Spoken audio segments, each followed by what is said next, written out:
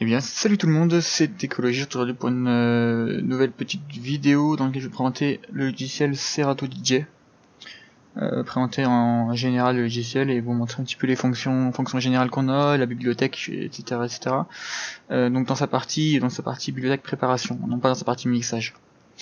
Serato, c'est un logiciel de mixage qui a deux facettes, une partie comme on voit ici qui est censée donc vous permettre de préparer vos morceaux, préparer vos playlists avant le live, et une partie DJ qui s'active donc quand on branche un périphérique compatible à un joueur DJ. Pour moi ça va être le TDJ SX2 que je vous ai déjà présenté. Qu'est-ce qu'on a donc dans cette interface, dans cette facette? Donc on voit une partie, la partie haute avec la partie lecture, disons, play, pause, ainsi de suite, la waveform, une partie qui permet de préparer des points Q, donc des points pour revenir sur le morceau, ainsi de suite. Une partie pour préparer des flips, donc ça c'est une extension, donc je vais pas vous présenter spécialement, c'est une extension qui est propre à Serato et surtout qui marche avec le contrôleur que j'ai.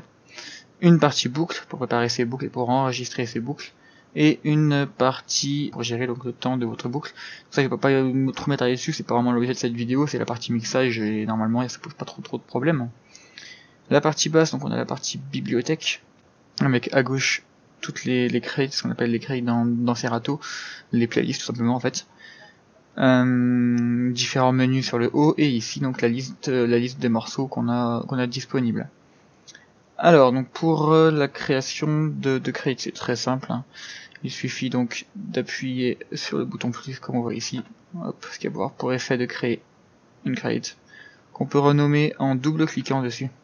Double cliquant, on nomme les noms qu'on veut, par exemple vidéo. On peut créer des sous-crates à l'infini, donc ainsi, plus, et mettre les crates dans les autres, comme ceci, pour le dérouler, pour organiser au mieux vos playlists, et pour que ce soit plus pratique à utiliser. Vous voyez, là je vais la mettre en dessous, là je vais la mettre à côté, disons, et ainsi de suite.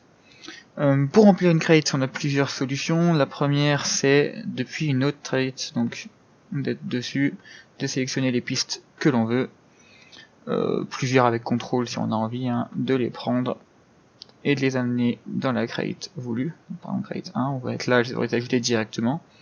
La deuxième solution, si vous arrivez dans le logiciel, c'est celle que vous voudrez utiliser forcément, ça va être passer par le menu fichier qu'on voit ici. Fichier, d'aller chercher musique. Musique, d'aller chercher vos musiques dans votre Explorer. Bon, bien sûr, j'ai un dossier, même un disque musique. MP3, et ainsi vous récupérez vos musiques comme vous le voulez. Idem, hein, en sélectionnant avec CTRL ou même CTRL A pour tout sélectionner si vous voulez tout passer. Donc vous prenez vos musiques et vous les glissez, déposez dans votre crate.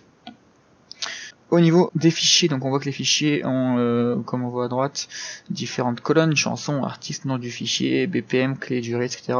Tout ceci personnalisable via la petite option qu'on voit ici, la petite flèche.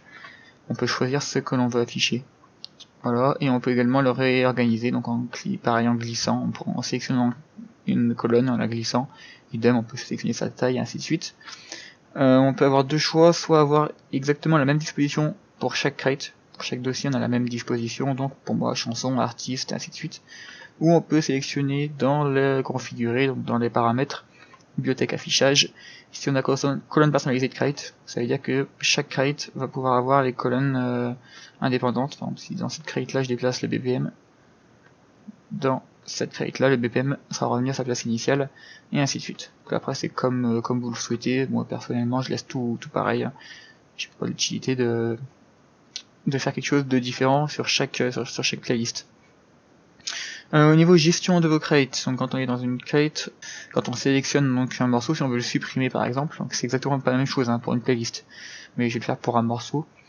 Donc supprimer ne fait rien, c'est une sécurité. Et d'ailleurs il y a une petite activité ici, donc il faut faire CTRL supprimer pour supprimer une piste.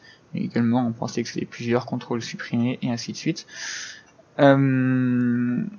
Donc voilà, et donc pour les crates, hein, si je sélectionne une crate, CTRL supprimer, ça marche très bien. Au niveau des tags de vos morceaux, donc je vais me mettre par exemple ici, donc on voit que les morceaux sont tagués, donc là c'est le nom de mes fichiers, hein, mes fichiers sont nommés comme ceci.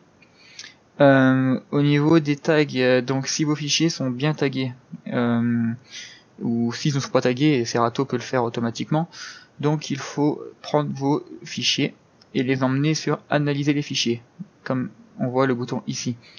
Il y a plusieurs options pour ça, donc on peut lui dire d'analyser, de définir la clé du morceau, donc la clé, la hauteur, hein, et de définir la bitgrid, le BPM.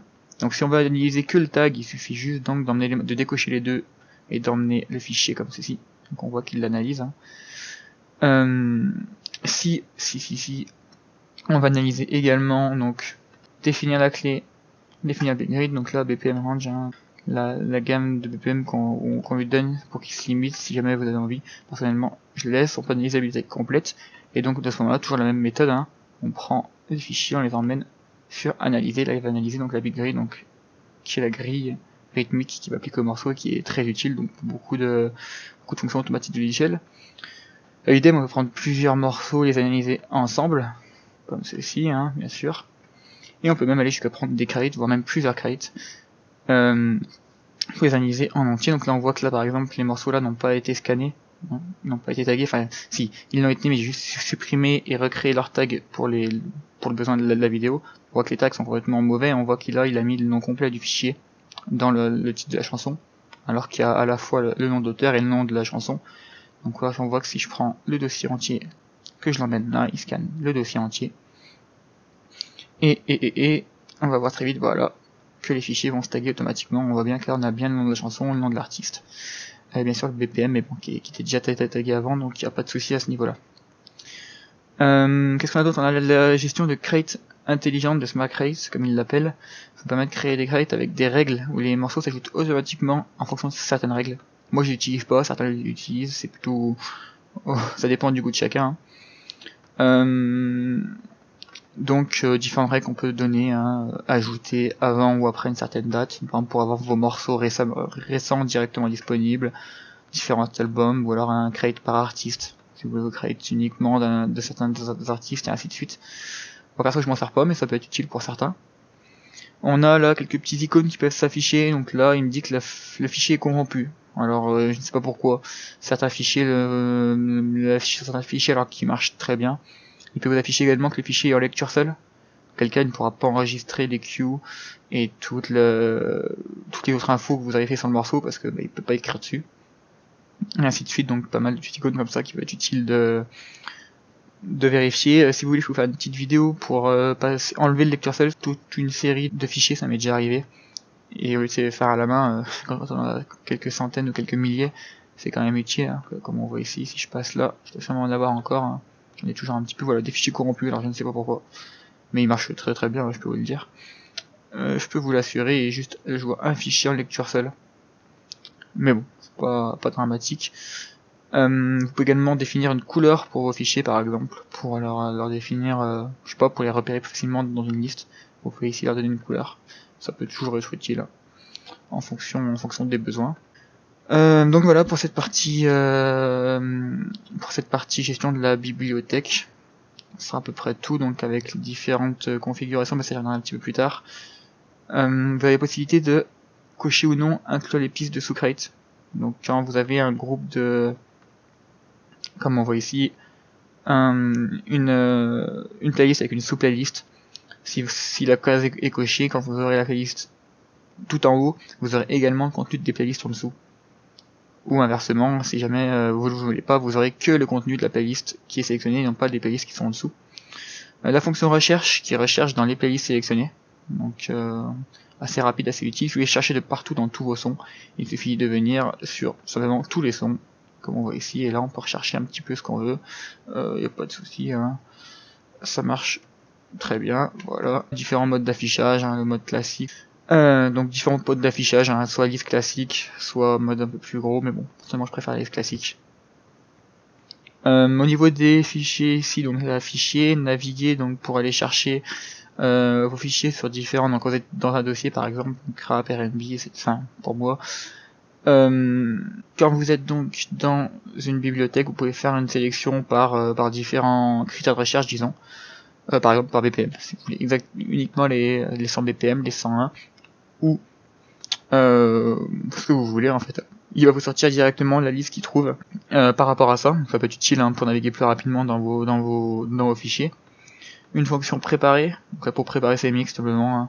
Si vous êtes en train de mixer, vous voyez un morceau qui vous intéresse, vous pouvez préparer une liste, vous pouvez l'emmener directement ici. Voilà.